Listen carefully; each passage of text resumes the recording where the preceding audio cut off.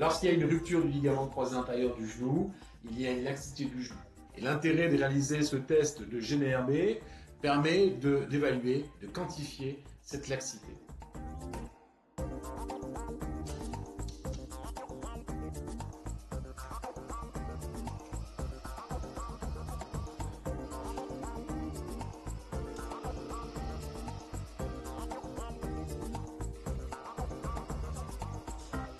Dans ce cas précis, on avait un doute suite à un traumatisme d'une chute sur une rupture du ligament partiel à l'examen clinique et sur le bilan IRM.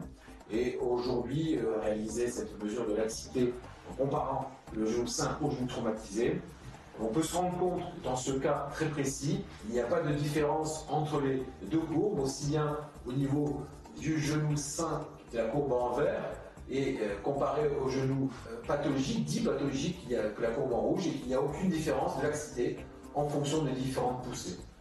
Donc on peut confirmer aujourd'hui l'absence de rupture du ligament croisé, même partielle, puisque les deux courbes sont homogènes et symétriques.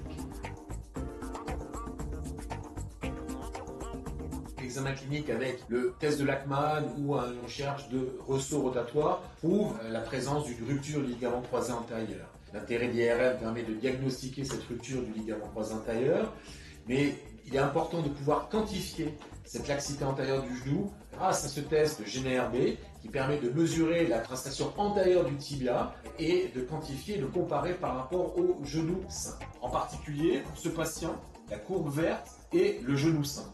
On voit une courbe homogène avec une montée en fonction de la poussée. Et la courbe rouge est la courbe du genou traumatisé. On voit tout de suite, dès qu'il y a une poussée, même inférieure à 100 Newton, qu'il y a une rupture dans la courbe, une pente qui augmente, avec un différentiel qui est mesuré à près de 6 mm. C'est-à-dire qu'il y a une vraie rupture du ligament croisé antérieur avec une instabilité importante du genou et on a pu le quantifier.